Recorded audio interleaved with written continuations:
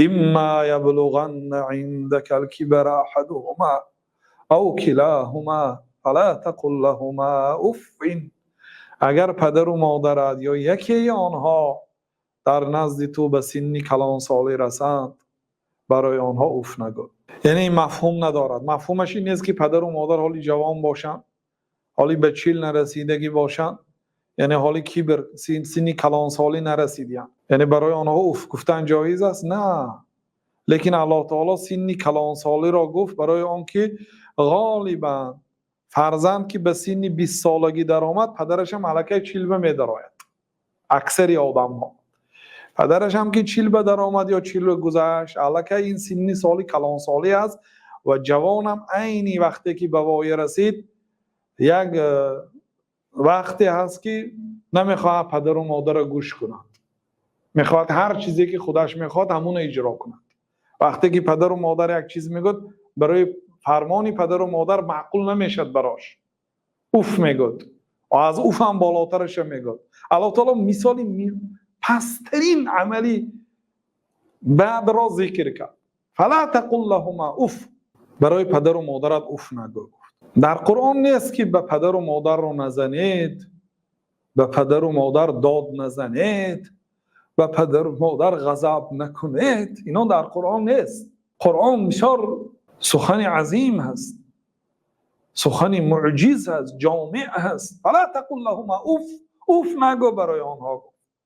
اوف کی نگو، اوف کی حرام است، اوف کی گناه کبیره هست.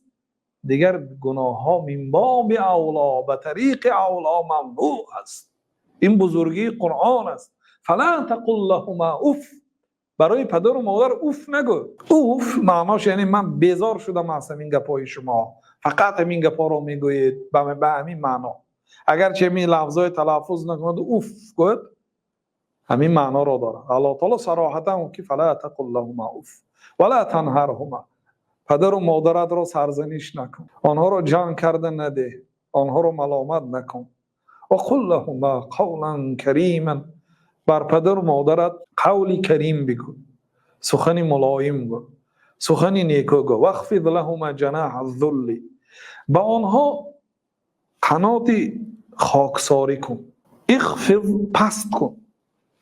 واخفض لهما جناح الذل، برای آنها ذلیل شو، خار شو. اصلا مسلمان باید در نزد کسی خودش خار نگیرد، عزیز باشد، گرسنه باشد و برای طلب یم بردنان در پیش کسی روش خار نگیرد.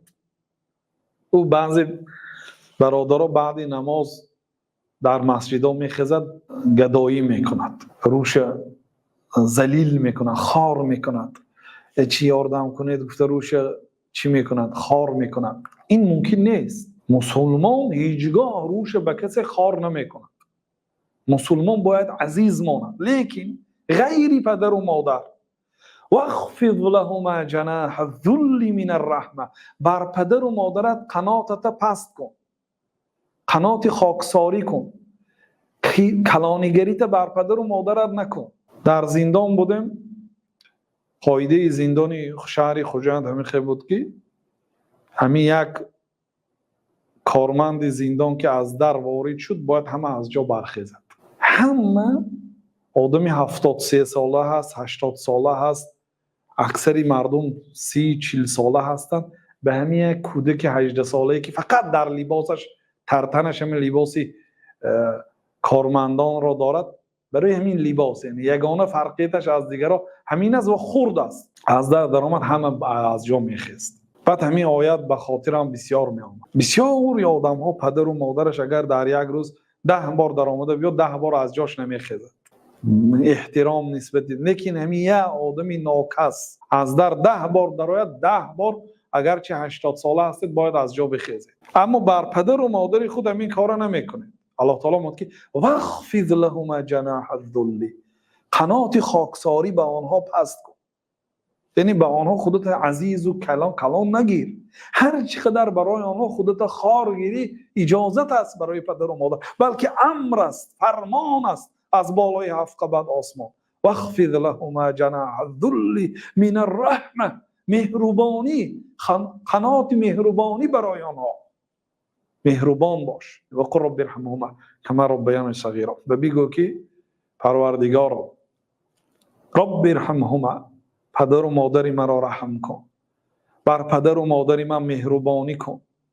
رب ارحمهما کما ربیاننی صغیرا پروردگارا پدر و مادر مرا رحم کن چه خیلی که آنها در خردسالی من مرا تربیت کردند، مرا به وایه رسیدند.